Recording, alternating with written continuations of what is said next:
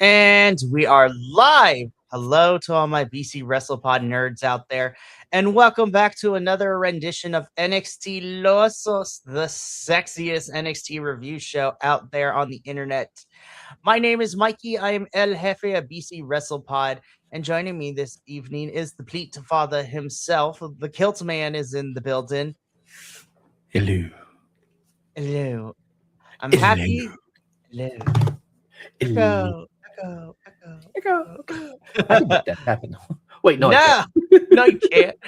No, but I am happy to have you here, Kilt, and I am happy to be back. Obviously, we didn't have the show last week because I may or may not have been dying of heat exhaustion. So that was the thing that happened last week. Yeah, and for those in chat who don't get to see our text messages, Mister's like, "Hey, man, I just got out of the shower. I might have heat exhaustion." I'm like, "All right, well, cool. We'll cancel tonight so that way you can heal." No, we gotta do this. I'm like, dude, it's okay. I didn't watch it either.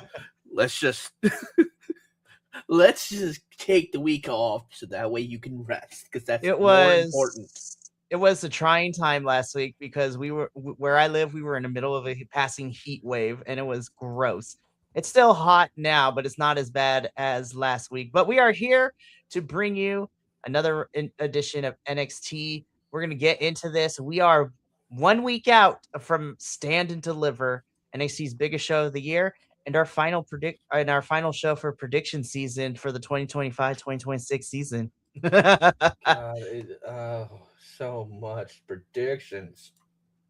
So we're gonna see how that all turns out. We have two matches officially made for Stand and Deliver, and the first thing that was announced to us about Stand and Deliver is not only is it on YouTube, but for some reason, Sexy Red is gonna be there, and I'm like, all right.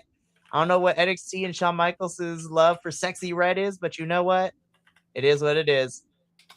But before we get into the episode itself, really quickly, I'm going to get through the intro bits of things. YouTube, Twitch, and Kick is where you can see us go live. YouTube houses our edited versions of these said live. So either way, you can watch those. If you're looking for something more self-contained, we have social media at BC WrestlePod, where you can see clips of our shows, put report cards of the TV and the pay-per-views, previews of the TV and the pay-per-views, because I make nice graphics and they're fun to do, and a whole bunch of other hijinks on the social media. So feel free to go follow us there at your favorite social media site. We also have merchandise available at our shop, BC WrestlePod, shop.fourthwall.com. Of course, Kilt is wearing, one of our BC WrestlePod logo shirt. And he also got a NXTilosos shirt and a hat, which was really nice. They're over the ones. My hat's hanging up next to my door, and my shirt's in the clean clothes Right. now. Washed it. So if you want to look as fashionably cool and hot and sexy like Kilt here, you can check out the link in the description of the chat as the links to our socials and our merch store is available there. And then last but certainly not least, we do have a coffee bot. We pay for a lot of streaming services and pay-per-views. So if you would like to help us continue to provide content to you at home, feel free to donate, but it is no pressure because we know that times are tough right now, and we love you just being here and watching us talk about professional wrestling because we're passionate and we love this. Alrighty, with that out of the way, let's get into this episode of NXT. So this is a pretty straightforward episode of NXT. We're setting up some stuff for next week. Even though they didn't call it, we are heading to NXT Roadblock in Madison Square Garden next week, which is, I was just like, don't know why we didn't call it that, but okay, cool. This should be fun. But then we're also making strides as we are finalizing the matches that are going to be on the card for Stand and Deliver next weekend. So that's also going to be there. And stay tuned for the end of the show for more information on what that is going to entail for us. But let's get into this, Kilt. So we kicked off the show. First things first, we're going to talk about what the first match to officially open the show. This is a tag team match. Of course, we have our new WWE Women's Speed Champion, Ren Sinclair. Love Ren. She is great. And newly called on over after officially being done with Evolve. So Kendall Gray is officially part of the NXT Women's roster. Love me some Kendall Gray as well. Former WWE Women's Evolve champion. And for those of you who don't watch Evolve, Kendall and Jackson Drake are the two champions, had their final matches over the last 2 weeks. And the stipulation is that they would either get pinned and lose the title in their final defense, or if they won their match, they would immediately vacate the title but still go undefeated. So Kendall ended up vacating the title as she won her final defense before moving on up to main roster of NXT. And so she remains undefeated and as a Women Evolve Women's Champion. Jackson Drake of Vanity Project did not fare as well because he was pinned by Aaron Rourke, who is the new and current WWE Men's Evolve Champion as of last week. And listen, however you feel about WWE and their machinations and for them getting publicity, I, for one, am happy that Aaron Rourke is the new WWE Men's Evolve Champion, as he is WWE's first openly gay champion. Can't believe I said that. It is Lord and Savior 2026. But Fuck yeah. openly, I should say. We know that there are a lot of people on this roster that are part of the community, but they cannot say it. But Aaron Rourke is out and proud, and he don't give a fuck. So shout out to Aaron Rourke. We love it. But anyways, that is why Kendall is here now, and now she's part of the NXT women's roster. And of course, these two, Ren QCC were taking on the Fatal Influence, Fallon Henley and Lainey Reed.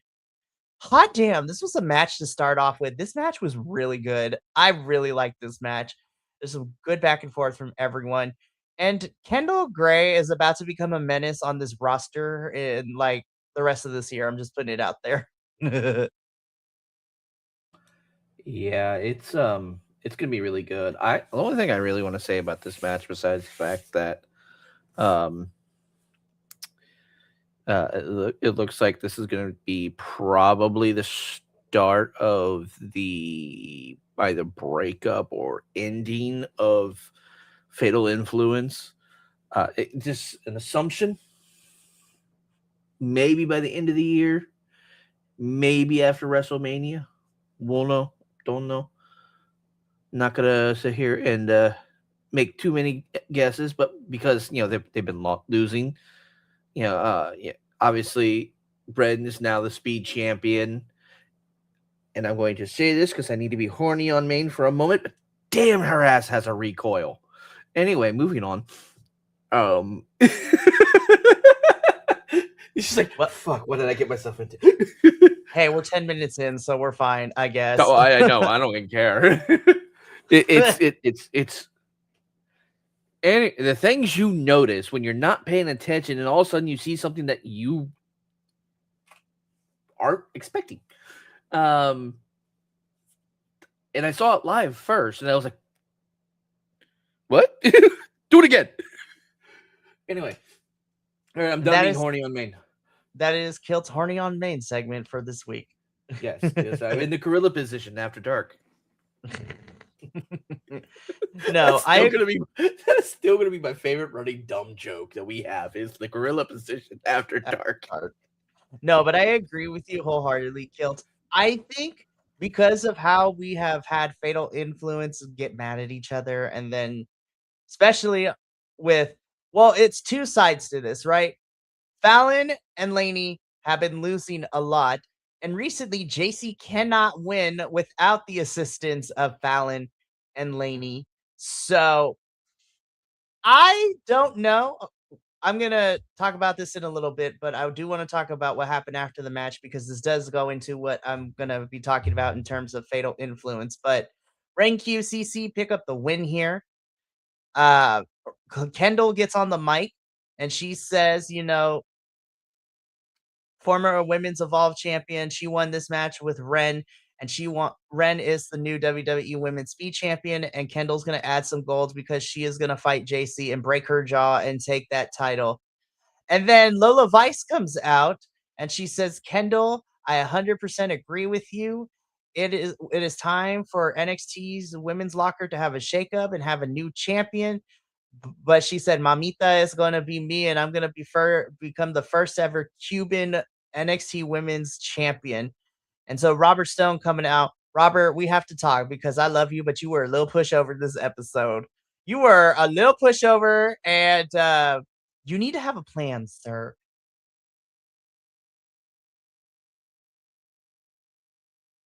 I cannot see you. Anyways, while Kit fixes that, Robert Stone comes out and it's like, look, you both make great cases. Show Robert Stone makes the match next week. That is going to be Lola Vice versus Kendall Gray. And winner is going to go on to Stand and Deliver to face JC. So that should be great. Welcome back to the realm of podcasting, my friend. I know sometimes this is why I need to stop messing around while we're live, because I'm like, oh, let me just add this one thing and I can, I can manipulate this. No, it cut. I don't know why, but whenever I add any other channel to my Elgato Wave link, and I tried to make it so that way I can like put in a sound effect, so I can just click something to have a random sound effect pop up. It takes all the audio that is coming in and puts it into that channel. Interesting. And then I'm like, oh no, I don't want that. And so I deleted it, and then I couldn't hear anything from you. Oh no. I have streams in the background that are like almost muted because they're good friends of mine, and I want to tease them in a minute when we're done. And I can hear them, but I can't hear you. No, that was not fun. Anyways, so here's what you missed. We are getting Lola and Kendall next week. Winner faces JC at Stand and Deliver, so should be fun match. Fun times indeed. Yeah, we're having Lola and Kendall, and nope, I'm gonna pause because wait, it was Lola? Yeah, it was Lola and Kendall. Okay, for some reason my brain was thinking we were having. I don't know. I think I'm stuck on Thea Hale constantly losing. So we'll get to her in a moment, unfortunately. Yes, we will get to her. So that my brain thought for some reason that those two, Lola and Thea were going. I should probably go to sleep soon. But yes, let's continue. ADHD at its finest. Unmedicated. Love that. So we're going to see Lola and Kendall next week. The winner becomes the number one contender, and we'll get a match at Stand and Deliver versus JC next weekend. So should be fun. But we're going to continue on with the show because next up, this was the messiest airing of the dirty laundry that I have ever seen. What I love about this, I'm gonna talk about the crowd because the crowd irritated my soul in this one, and so does the internet wrestling community. But what I love about this is that both of them aired out their emotions, they aired out their grievances, they aired out how they felt, and honestly, no one is right in this. They are simultaneously both wrong, but both right in a weird way as well. This feels like a messy breakup, and I'm here for it. So that part I liked. This is a messy breakup, but how it's right and wrong at the same time for both parties is because of a potential, like a former friend or someone else started whispering in ears, and they thought they were cheating on each other. Basically, that's how I see this. It's bad. It's lazy story writing.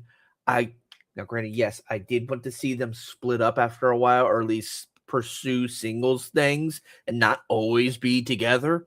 It's just I skipped this promo. I'm not gonna lie to you. Hey, you know what? Somebody's got to watch the whole show. I am here to do that.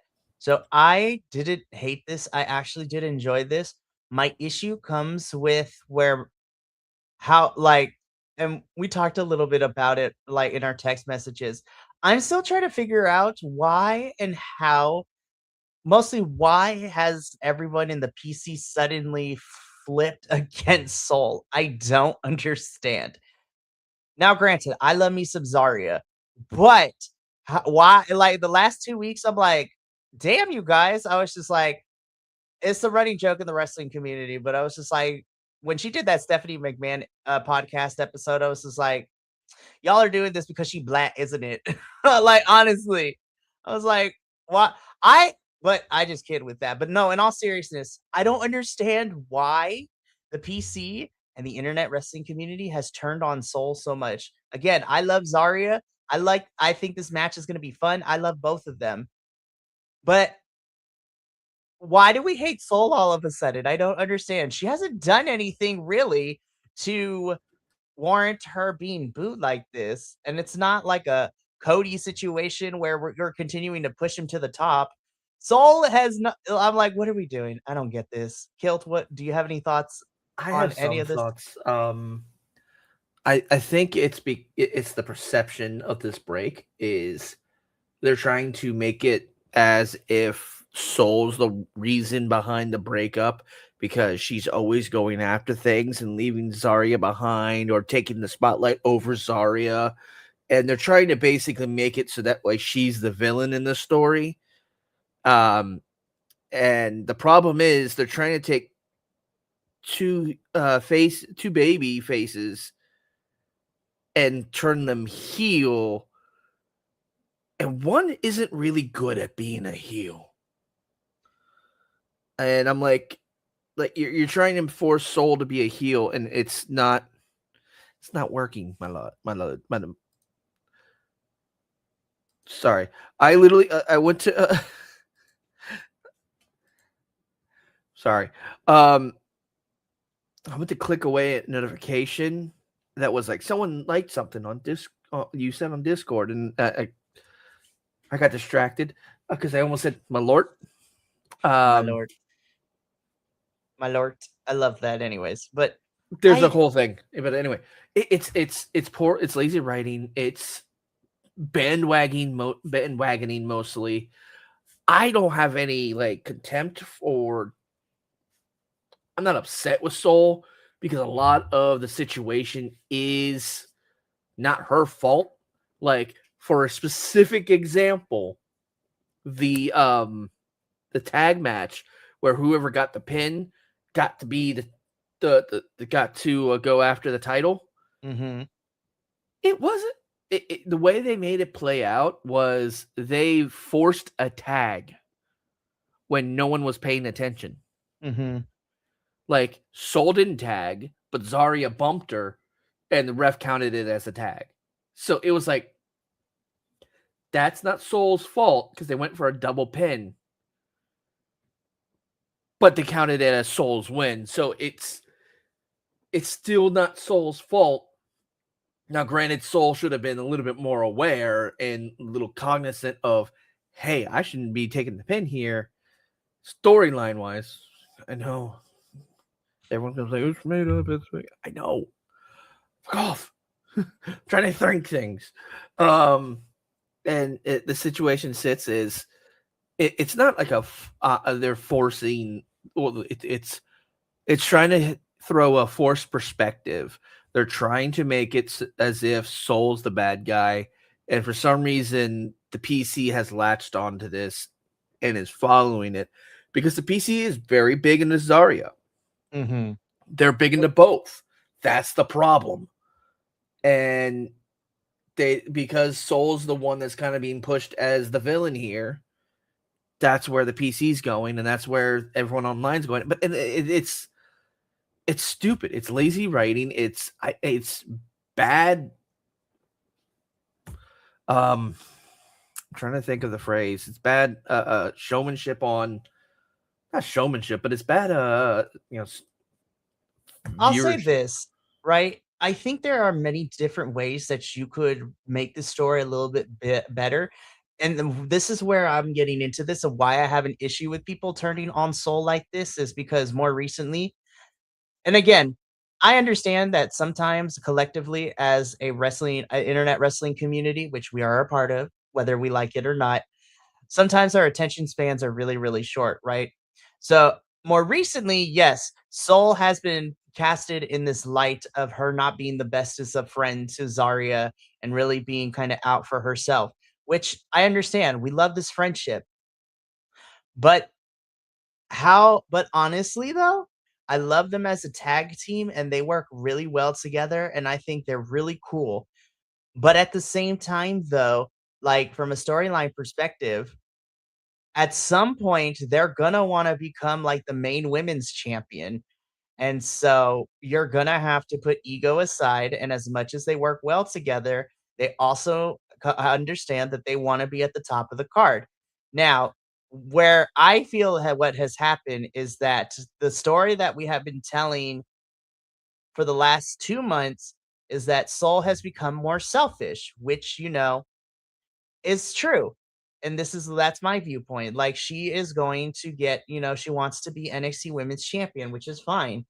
However, I don't think that her actions have been very malicious in the way that people are making it out to be. But like I said, for me personally, I know I think Soul is not really cognizant of the way that she's been treating Zarya. I don't think she has been intentionally malicious and forgetting about her, but I also don't think she's given it much thought either. And for that, Soul in character, I want to say that in character, she's wrong for that.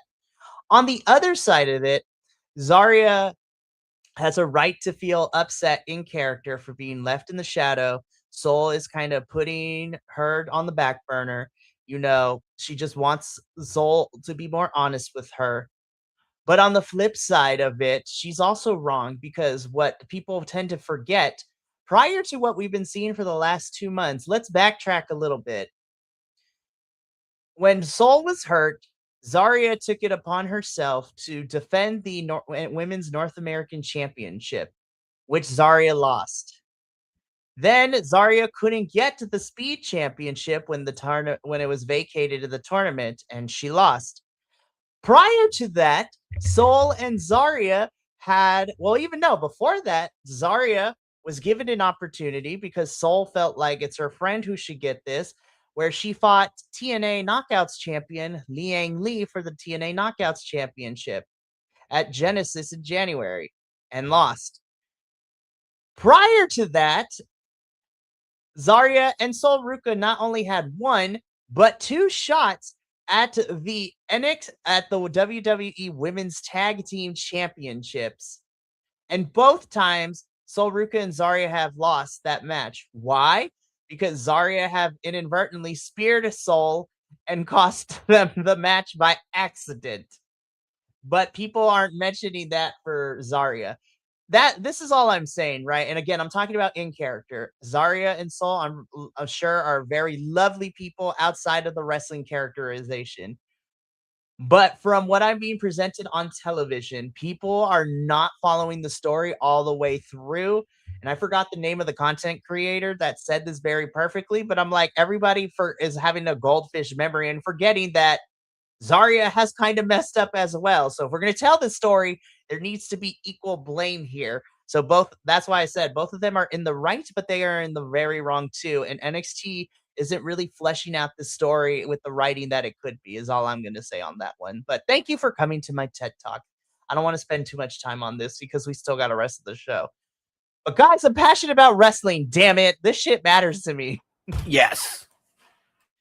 So the bottom line of this is that Soul challenges Zarya to a match at Stand and Deliver. I'm like, that's happening. Now, the question is it going to be a regular match or are we going to add stipulation? Like, is it going to be a street fight? Is it going to be something crazy? We're going to find out next week. So, but we continue on with the show because speaking of which, we also have people, besties, kind of fighting backstage where Ethan and Ricky Saints get into it.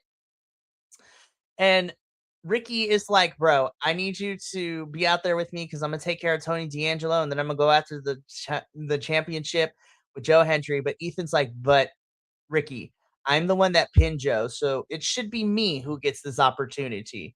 Josh Briggs is upset because they're fighting about who's gonna get a championship match, and he can't even get 5 minutes with They're Robert doing Stone. Josh dirty. I'm so mad. I was like, listen, I know Josh is up and down when it comes to his characterization, but I love Josh Briggs.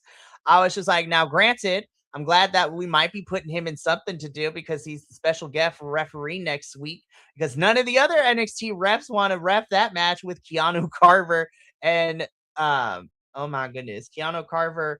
And why am I blanking on names already?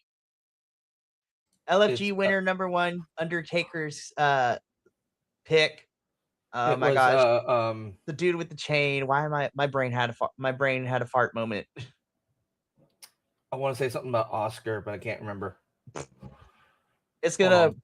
it's Hold gonna on. annoy me. Jasper Troy. There we go. There we go. Jasper Troy. The neurons took a while, but they finally connected the dots. So yeah, Josh is going to be special guest referee, which is nice because none of the other NXT refs want to ref Keanu Carver versus Jasper Troy next week because that match is going to be on and popping. But so he leaves. Ricky and Ethan continue to argue. Joe Hendry comes in and says, I don't care who it is. I was just like, whether it's Ricky that takes care of Tony or whether Ricky takes care of Tony or not, I'm still getting my hands on Tony D'Angelo. I'm like, I smell a four-way. And we're going to talk about that when we get to the main event.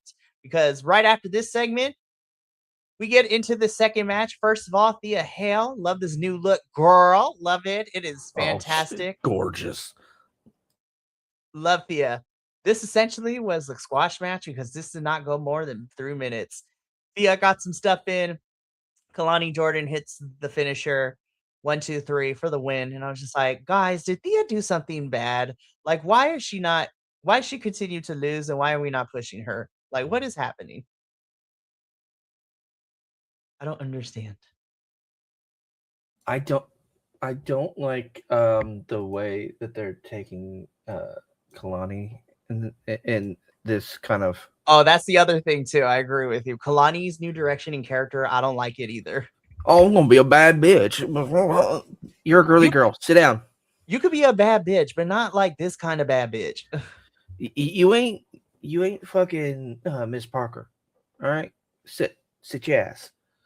And Cause here, listen, sit your ass. I'm not gonna be one to talk about this because I am not part of the African American community, so I'm not going to talk on how the swagger and things like that because it's not my place.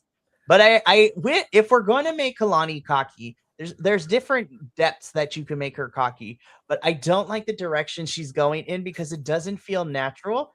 Now, It granted, doesn't. maybe if she explores this more and she gets more comfortable with it, I'll be here for it. But right now, it feels like she's still trying to feel it out, and I want to give it some time. But it feels like she's not naturally acclimated to it yet. So that's all I'll say about Kalani. But yeah, with Thea, what did she do? Like, why do we keep not letting her do things? It's crazy out here.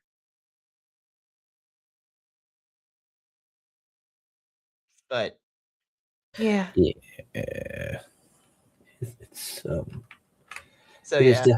definitely a thing, and I honestly wish that. Okay, so she's not very. I wouldn't say good at this aspect of it. It's more of she's not. Trying to think of the word. She's just. I don't think she's comfortable with being that form of cocky or that form of because it comes off pig Mhm. arrogant. Like Mhm.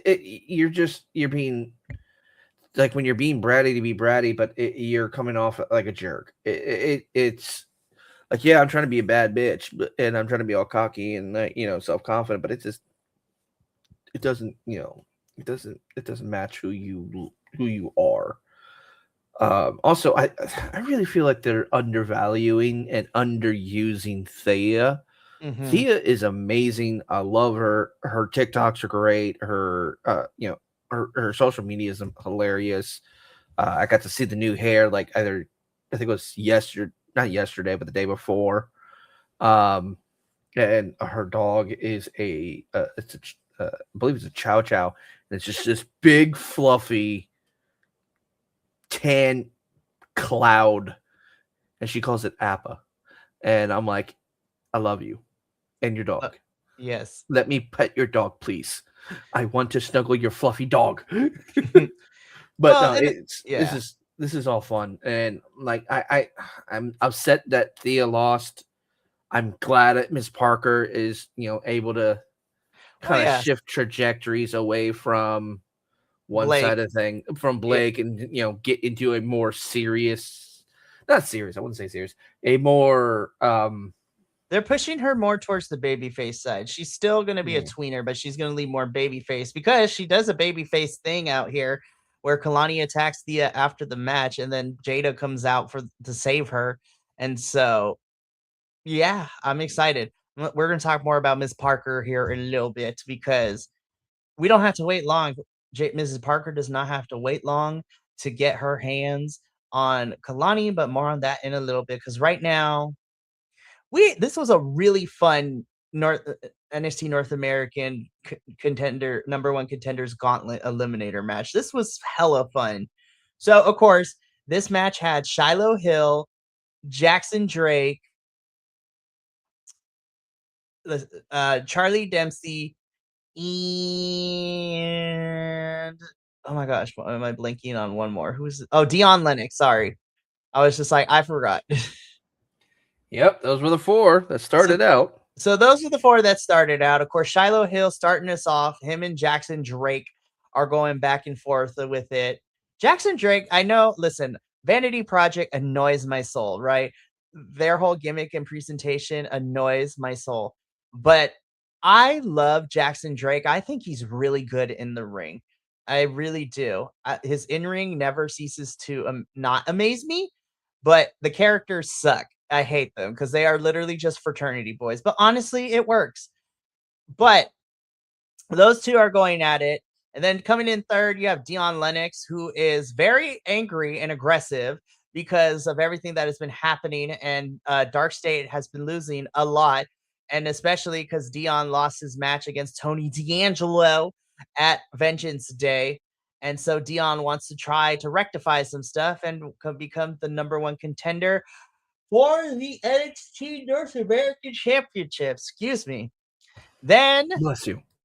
well, I was yawning, but thanks. I know.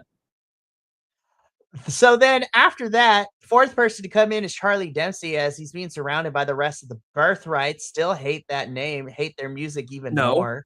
He was not surrounded by the entirety of the Birthright. No, he was not because Lex King is not medically cleared. And I was just like, gosh darn it, these NXT house shows keep hurting people. And we're going to talk about another person that got hurt. We literally pulled him and his tag team partner out of the tournament because he got hurt. But we're going to talk about that in a little bit. And so these 4 are fighting. And then we get the 5th entrance. And all of a sudden, I hear someone talking on a microphone that is not on my screen. And I was like, girl, who's talking? And then it's Candace. I'm like, oh, shit. And then we get the return of NXT again from Johnny Gargano. Johnny is here. He is still depressed. And Candace is trying to force him to get into this match. You know, he tries to get into it, but he gets beaten down. And he's just hanging out the whole match. Everyone's yelling, Johnny, get up. Johnny, get in this match. Johnny wrestling. It is fantastic. Well, yeah. This match was a lot of fun, for sure. And then we're going to talk about who won and what that sets up. Yeah, it was so great that end to end. There was a lot of funny moments, a lot of really good spots. It's like Johnny gets into the ring, reluctantly, obviously, and then freaking, I think it wasn't Charlie Dempsey. It was what's his face? Trying to get in, and Jackson Drake just kicked him in the face. Yeah, and he just drops and just lays there on the apron. It's just Johnny is sad. I'm gonna be here. I'm just gonna be here and be sad. It's like, no, Johnny, don't be sad. No, don't. Come on, get back up. And then Candace tries to. No. Shiloh gets down and after a while pushes him into the ring, and he just rolling away. And then Charlie gets to the other side, and then Charlie pushes him, and he just rolls over to the front. And then Jackson Drake does it and rolls away. And then he rolls out, and he rolls up to the barricade. I don't remember who. I think it was Charlie Dempsey again. Hit him. And he just drops and lays down on the barricade. It's great. So, towards the tail end of this match, a lot of things happened, right? So, Shiloh Hill eliminates Jackson Drake first. No, he eliminates... so, OTM come out. Sorry. I got to make sure I'm looking at this. So, OTM come out and, my God, decimated Dion through the barricade and then rolled him back in for Shiloh to eliminate him. So... OTM had jumped Dion, which we're going to talk about in a little bit. Then Shiloh defeats Jackson Drake again. and then he eliminates Charlie Dempsey, and then the Birthright and Charlie just beat up on Shiloh, and then they decimate him, push him back into the ring. Johnny is still very sad and is just standing in the corner. Woe is me. And so Candace has to push her husband to the floor for the pin, which was hilarious, and how we get that. And your winner and number one contender for the NXT North American Championship and going to stand and deliver to fight for the title is Johnny Gargano. This was so great. He's like, I really don't want to do this anymore. Like he finally got into the ring, and he was like, all right, I really kind of don't want to. And his wife just go. He just falls on top of Shiloh. Shiloh's like, what the hell? He is knocked out. He is like he's just like, lights are on, and Nobody he's trying to figure out what's going on, and then he hears the 3 count, and it's like, what just happened? It seems that Shiloh is probably going to be feuding with the Birthright, which I'm okay with. Now Shiloh's gonna need some backup though, so I'm wondering who he gonna get, and I think he should get Hank and Tank because they also got beef with the Birthright. I love those two. Let that match be at Stand and Deliver too, but Johnny is going to be facing Miles Bourne for the NXT North American Championship at Stand and Deliver. I think this match is going to rule. And so I am looking forward to it when we watch this next weekend. Moving on though. OTM call in the big guns because they got beef with Dark State, and they let it be known that they got receipts for Dark State and they started this mess, but they gonna end it. So they called in some ultimate backup. And who do they call for Madison Square Garden next Tuesday? The one and only TNA World Champion Michael Santana. Mike Santana, the Boricua badass himself, is in the building, and Mike Santana is from New York, y'all. Just so you know, they're like, why is he here? I was just like, because he's from New York and he's fucking Puerto Rican, and I love it. So Mike Santana is going to team up with OTM to take on Dark State, and I swear to God, NXT, pushing Mike Santana aside, you cannot have you can't have your people of color lose this match. I'm sorry. There is no way that OTM and Mike Santana should lose. This is going to be an interesting match to watch. Now, Mike, here's my thing. They're in Madison Square Garden, and I'm like, but that's Tuesday, and then on Saturday they have to be in St. Louis. Mm-hmm. And I'm like, listen, with all the traffic at the air traffic map, it probably would have been smarter to leave from fucking Florida. So you can go. No, I can't go. I can't afford that shit. I gotta do so much that weekend. That is very true. Hey, at least you got to go to Vengeance Day, which was a lot of fun. That was so much fun. I'm upset that I didn't get selected for last night, but you know what? I'm glad I didn't because I needed a nap super bad. So yeah. Yeah, so it's going to be OTM and Mike Santana versus Dark State next week, which, according to Vic Joseph on commentary, it seems that Cutler James is out due to something, whether it's injury or not being medically clear. So it's going to be Saquon Sugars, Dion Lennox, and Osiris Jackson taking on Mike Santana and OTM next week. So that should be fun. I think that match is going to be fun. So it should be a good time. Alrighty, let's keep this going because Jada Parker is also getting a match next week at Madison Square Garden. It's going to be her and Kalani Jordan, and Miss Parker going to put them hands on her. Love it. Can't wait. That is Miss Parker don't play. Yeah, so I feel like Kalani can lose this one, and I think Jada should get a win. Honestly, for real. I mean, both Kalani and Jada have lost. They both lost at Vengeance Day. They both lost at Vengeance Day. Jada lost to Blake, and Kalani lost to Lola in NXT Underground. So should be fun. But Miss Jada gonna get her hands on Kalani next week at Madison Square Garden. This did make me really sad though, because I was actually really looking forward to Elio LaFleur and Eli Knight to take on the Colleen in our number one contenders tag team tournament match. However, it was reported that Elio LaFleur got injured during a house show, and so his arm was in a sling. We didn't get any further updates if it was just sprained or if anything was broken. But unfortunately, we were told on air that Elio LaFleur and Eli Knight were pulled from the tournament. So unfortunately, they would not be able to compete. And man, poor Eli Knight, man, because it was supposed to be him and Sean Legacy in this tournament, but Sean got hurt, and so it was Elio and Kevin Knight, and then Elio got hurt, so Eli Knight doesn't get to participate this and all. So the Colleen are without an opponent when they first enter the ring, and then I'm like, who is going to come out and face them? I regret asking that question. I sure shit don't. This was great.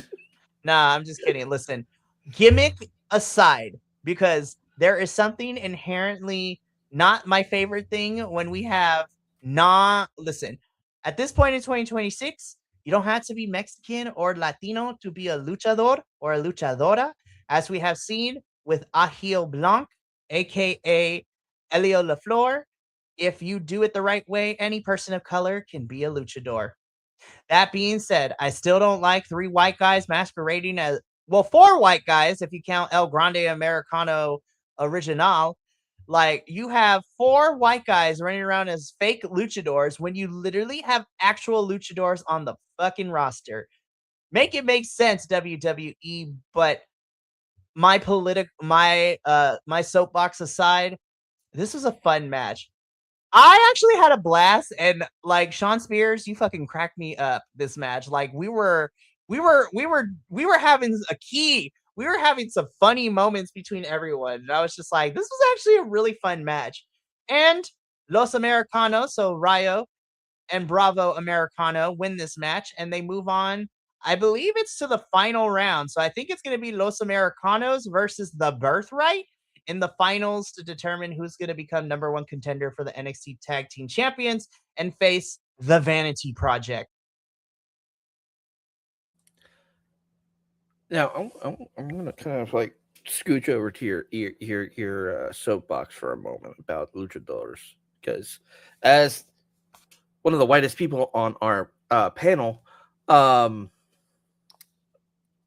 you know, one who is not very submersed into luchador culture and history, everything I see about El Grande Americano, not original but Americano, he's immersed himself and actually is trying to do his best to actively be a good representation of luchador. He's trying to be a good lucha. He's trying to make it so that way he's not making fun of, which is kind of the original way they went with the gimmick. You know, is trying to poke fun at luchadors. He's actually embracing the history and the culture of it. He won Rey de Reyes, which is immensely amazing. That okay, first off, I'm gonna pause everything.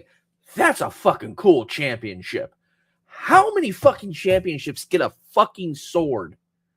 Well, the cool thing with Rey de Reyes too is like technically he is number one contender for the AAA Mega Championship, but I do love the whole presentation of like him being knighted that opportunity with the sword and everything, which is fantastic and amazing, and we love That's it. fucking cool as shit. Rey de Now, Reyes has been really fun in AAA for sure. Anyways, continue. and same with Rio and Bravo. Yes, it's supposed to be a gimmick. It's supposed to originally be, you know, we're gonna make not really make fun of, but we're going to parody slightly, and then it became more of an homage and it more of, you know, we're actually going to try and do this properly, even though it's the WWE way of doing it properly, which is not great.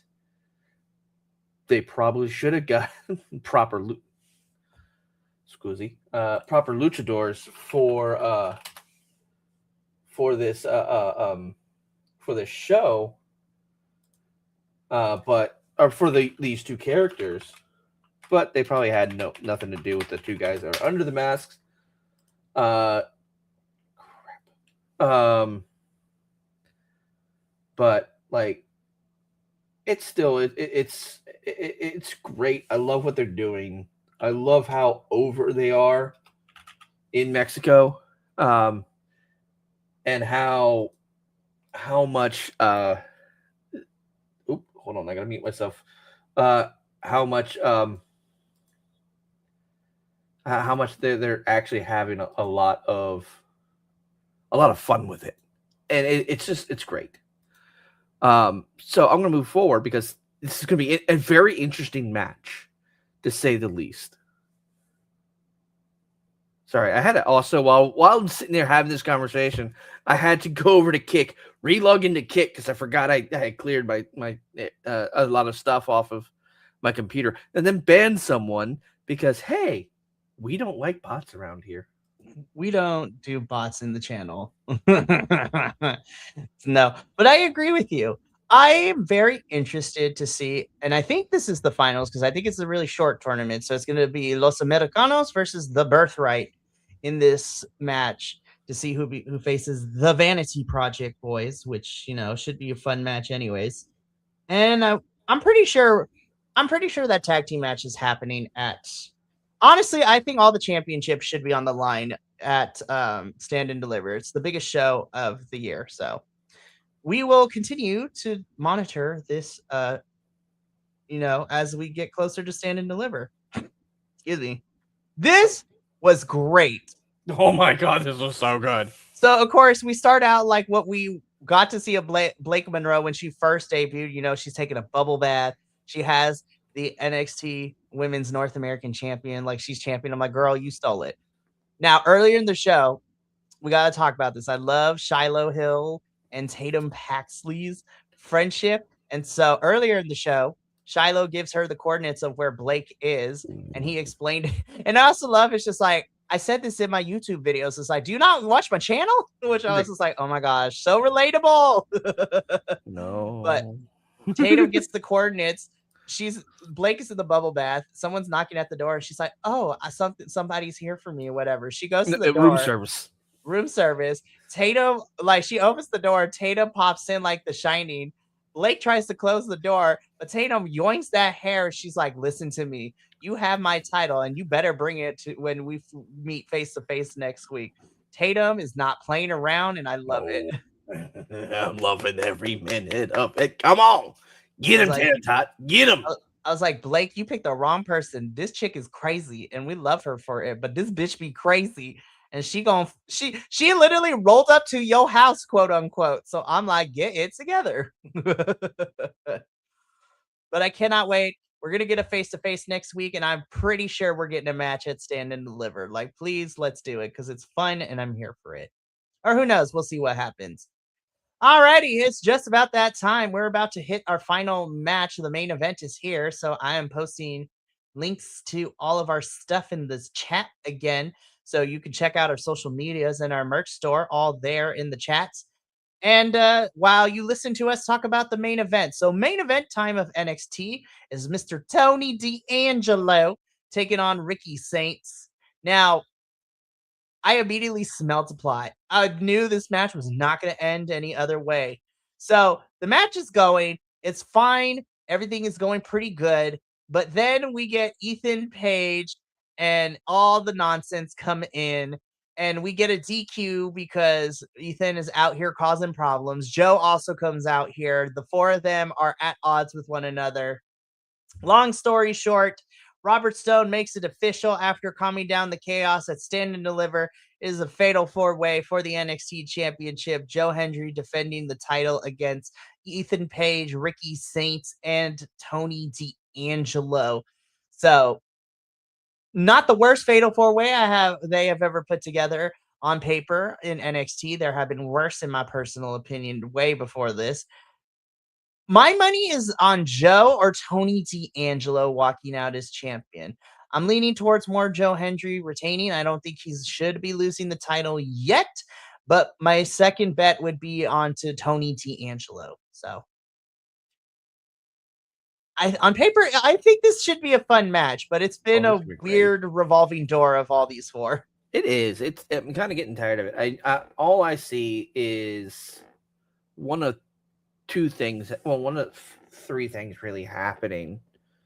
It's either Joe's retreating, Tony's taking over, or Ethan somehow comes out on top. I don't think they're putting Ricky back out onto this. If they do anything with Ethan and going forward after this in NXT, I don't think, honestly, I don't think they will. I think they're going to pull him up. Although the hinting that I've been seeing with the way that Chelsea Green has been talking, that there might be a breakup between those two, which saddens me because those two are amazing together. And so I think more than likely, if after Stand and Deliver, they may pull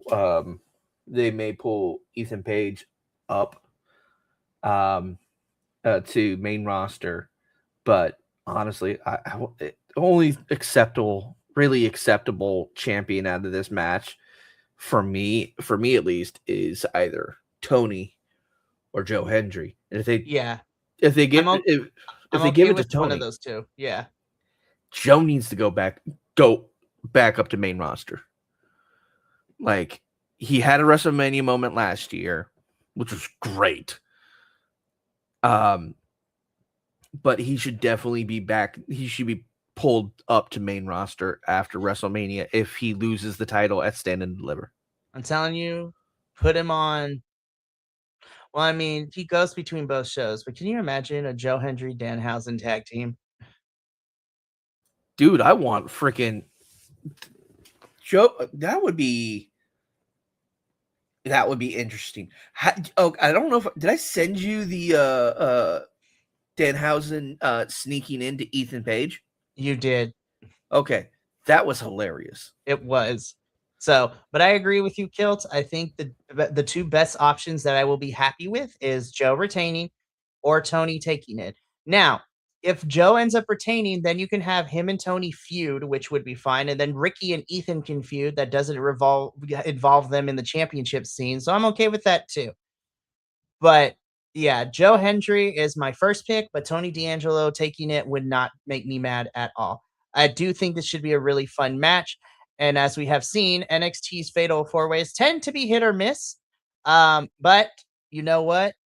Like with the Fatal 4-Way at Heatwave, what was it, last year when we had Javon and Ethan and Trick and Sean Spears was really good. So I think this should be a lot of fun too. And that brings us to the end of our NXT show. This was a pretty fun NXT. We got some matches made officially for Stand and Deliver. We are finalizing some other matches being made. And next week at Madison Square Garden, it is the go home show for NXT. And we'll be back here next Wednesday to cover it and make our predictions for Stand and Deliver. So that should be a lot of fun. But we got a lot of other stuff happening the remainder of this week as we get closer to the end for the weekend of rest and relaxation. Or for most of us, I'm still working here at BC WrestlePod with it. But later on tonight, I will be here to be covering CMLL. So it will just be me and our unofficial digital co-host, Primo Agent Lo-Fi, as we talk about a very special Viernes Espectacular, as we talk about the retirement of El Santanico. And we had the Death Riders, who John Moxley specifically debut, and Death Riders have taken on Scott Mystico and Sky Team for the Trios Championships, and Claudio Castagnoli and Hechicero for the CMLL World Heavyweight Championship. So I'll be here a little bit later to talk about that. Then on Friday, the TNA crew will be here to not only talk about the go home show for TNA, but we will also be making our predictions for TNA Sacrifice, which is the next pay-per-view coming up this weekend for TNA. So stick around for that. And then on Saturday morning, to wrap up the week, I will be here at 9 a.m. Pacific, 12 p.m. Eastern, as me and my good friend Benny. We will be covering the Ring of Honor and Maple Leaf Pro Wrestling crossover show, Global Wars Canada. So, and then next week, I saved this announcement to the very end, but next Saturday, April 4th, 2026, the crew will be here doing a live watch along for NXT Stand and Deliver. So 4 p.m. Pacific, 7 p.m. Eastern. I like that start time because I can have an early dinner and then we'll be done and still have a rest of the evening to do stuff. Can't say the same for Kilt because it will be probably 10 p.m. Eastern for him when we get done. But you know what? It's better than like 12 a.m., 1 a.m. Wait, hold on. The 4 p.m. start time, right? Pacific, 7 p.m. Eastern. Never mind. Yeah, no, because it won't be 3 hours. Who knows? We'll see. Yeah, we'll see. But that is what we're doing next Saturday. So grab your popcorns. We gonna be here and we're gonna do a live watch along. So it'll probably be me and Kilt. I want to try to persuade Papa Oso, but I know he is busy right now with spring's trimester. But yeah, hopefully he'll be back next week, and if not, he'll give us his. I'll read his predictions off at the show next week. But we got to get up on out of here because I'm gonna go eat some dinner real quick and then hop on back in another hour to cover CMLL. But from all of us here at BC WrestlePod to you at home, remember, take care of yourself, love one another, stay iconic, and more importantly than anything, you always deserve to finish your story. We'll catch you later for CMLL in a little bit. But until then, sayonara, adios, and until next time, peace. Big day.